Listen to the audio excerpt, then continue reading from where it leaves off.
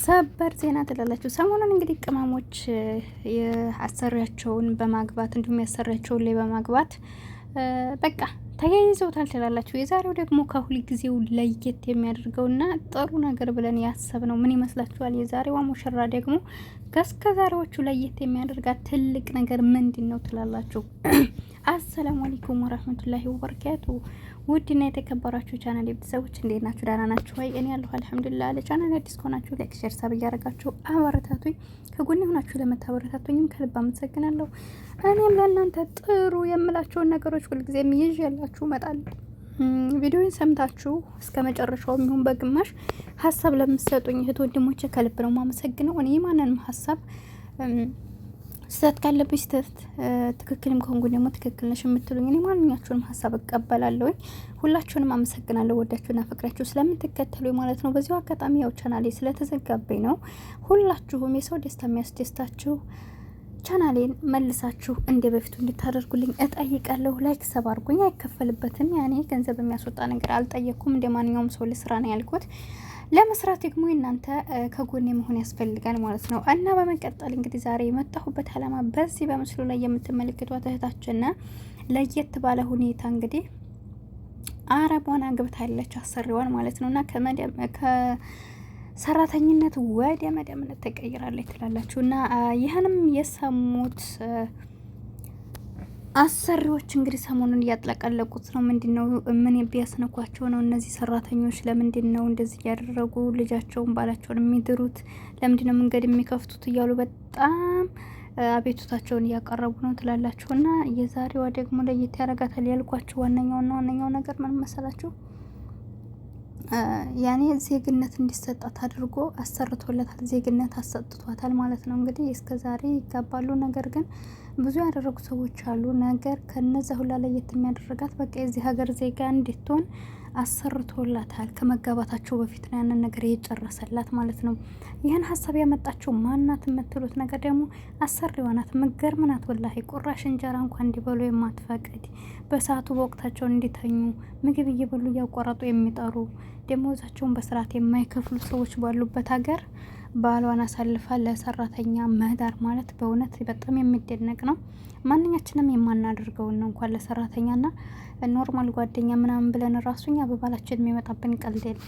ሴትዮዋ ግን እንዴት ብላ እንደዳረችው ሰራተኛዋ እንግዲህ በቤት ውስጥ ስትኖር ጥሩ ሁና ነው ያው እንደ ልጅ ሁና ስትኖር፣ ሴትዮዋ ደግሞ እንግዲህ ትንሽ በሽታዎችም ያሙኛልና ባለቤቴ ደግሞ እኔ እንዳስደስተው ያን ያክል አቅሙ የለኝም አሁን ላይ እያመመኝም ስለሆነ፣ ስለዚህ ባሌን ብድርሽ ምን ይመስልሻል ብላ ትጠይቃታለች።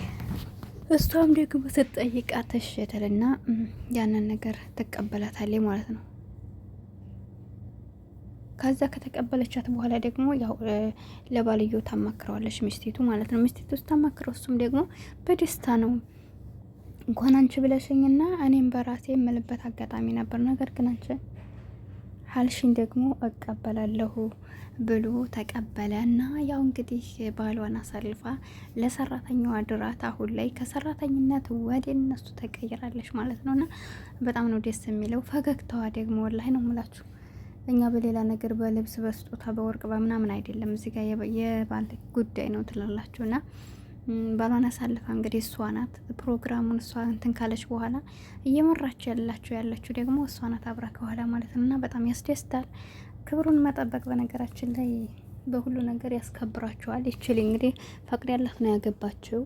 ግን ብዙ ሰዎች አለን ክብራችንን የምናራክስ ከማይረባ ለዚህ ለ20 ብር ለ10 ብር ለትናንሽ ጥቃቅን ነገሮች እንግዲህ ከአሰሪም ጋር ይሁን ከሌላም ዜጋ ይሁን ስንት ሰዎች እኔ የዛሬ ስንት ዓመት ባህሬን ላይ ራሱ በጣም በእንደዚህ አይነት ነገር ውስጥ እየተያዙ ከአሰሪዎቻቸው ጋር እያገኟቸው እዛ እስር ቤት እያመጧቸው ምናምን እና እኔ ጠፍቼ ነበር ነው የምሰራው። ወደ ሀገር ስገባ እንጂ ሰጥቼ እዛ ታስሬ ነበር ለትንሽ ሰዓት ማለት ነው 13 ቀን ያክል።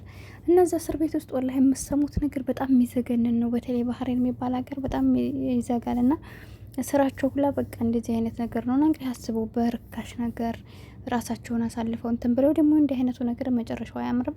ወይ በሽተኛ ይሆናሉ። በዛ ላይ ደግሞ በዛ አይነት ኬዝ የተገኘ አይነት ሰው ታውቃላችሁ አሁን እንደውም እንትን እያለ ነው እንጂ በጣም ከባድ ነው። በእንደዚህ አይነት ኬስ ከተገኛችሁ ስደት ላይ በጣም ይከብዳል። እስራቱ ብዙ አመት ነው። በዛሬ ትመታላችሁ፣ ትደበደባላችሁ። ለምን አገሩን ዜና እንዳታስተላልፉ ብለው ስለሚያስቡ ማለት ነው። እና ብዙ ልጆች ሙሲባ ውስጥ ገብተው አያቸው ነበረ። በቃ ዝም ብለው ሱስ ውስጥ ገብተው ወላሂ ገና መጥተው እኮ ማለት ነው። አንዷ ራሱ 7 ወር ሆኗታል። ገና ከመጣች ከሀገር 7 ወር ነው። የመጣችበትን በስነ ስርዓት አልከፈለችም።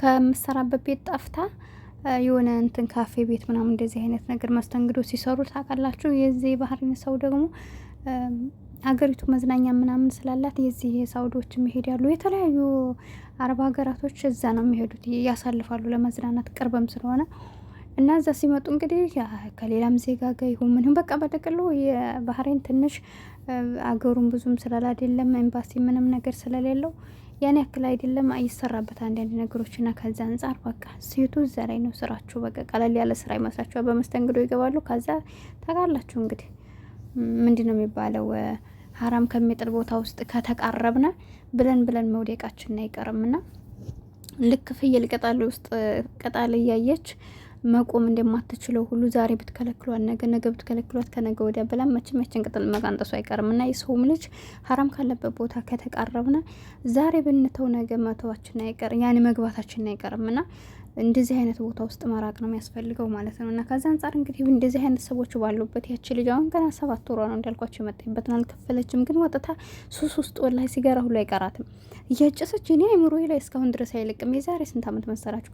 ከ7 አመት በፊት ነው እና በጣም በቃ አይምሮዬ ላይ ይከየልብኛል። ገና እንዲሁ ንግግሯ ራሱ ገና ነው፣ አዲስ ነው፣ ምንም ቋንቋ ራሱ አችልም እና ለምንድን ነው ብለን መከርናቸው። ነገር ግን በቃ እንደ የገባበት ሰው ከባድ ነው። የዛችን ላይ ህይወት እንግዲህ አስቡ። ያችን ላይ መጠታ ገና 7 ወሯ ነው።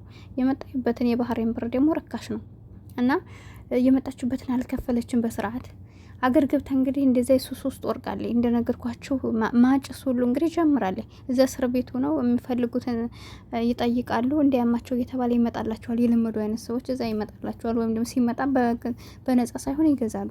ገዝተው ነው የሚጠቀሙት። እና ሱብሃንአላህ እኛ የምንበላው ነገር እዛ ልመቸነ ብሎ እየተሰቃየን እነሱ በቃ ያንን ነገር ሁሉ አስመጥተው ያጭሳሉ ምናምን። እና ታስቡ እንግዲህ ምን አይነት አመለካከት ያለን ሰዎች አለን። አገር የምንወጣው እኮ ቢያንስ ራሳችንን ለመቀየር ቤተሰቦቻችንን በቃ ለመቀየር ነው። ቤተሰብ መቀየር ባንችል ራሳችንን መቀየር ያለብን ታይም ነውና የመጣንበትን አላማ ትተን ሌላ ውስጥ ስንገባ አላህ ራሱ አያግዘንም። ቅድሜ የመጣንበት አላማ ለምንድነው? ያንን ነገር ማስተካከል አለብን። የሰው ላይ በቃ መታመም አለ።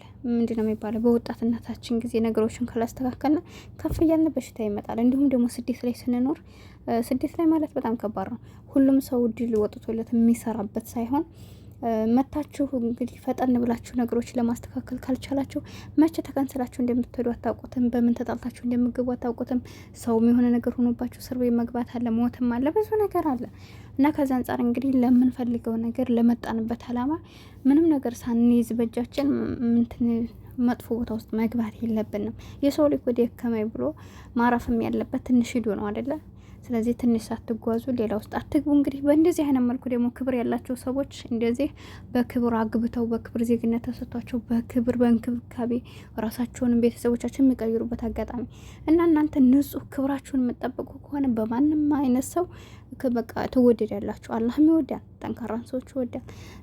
እኛ በሚመጣብን ነገር ራሱ ጠንካሮች መሆን አለብን፣ ሶብር ያለን መሆን አለብን። አላህ ማማረር የለብንም። ግን ደግሞ እኛ ሰበብ እየሆነ ለምንፈጥራቸው ችግሮች አላህ ማማረር ተገቢ አይደለምና ሁሌም ጠንካራ ሆኑ፣ በሰውም ለራሳችሁም ለሁሉም በዙሪያችን ላለ ሰው ላችኋለሁኝ። እና እንግዲህ እቺ ደግሞ ታምራለች መሻላና እኔ ልዩና ሴትዮይቱ ራሱ እና ይሄን ይመስላል። ቀን እየወጣልን ነው። እንዴት ላላችሁ? አባይ ተገደበ፣ እኛም ይደርሰን ይሆን እንደ እያላችሁ ነበር። አሁን ላይ በሳዑዲ አረቢያ እንግዲህ ብዙ ነገሮች እየተከፋፈቱ ነው። ዋናው ነገር እናንተ ጠንካራ ሆኑ፣ ጀግና ሆኑ። ወዳችኋለሁ። ቻናሌን ላይክ ሰብ አድርጉ። ሰላም አለይኩም ወራህመቱላሂ ወበረካቱ።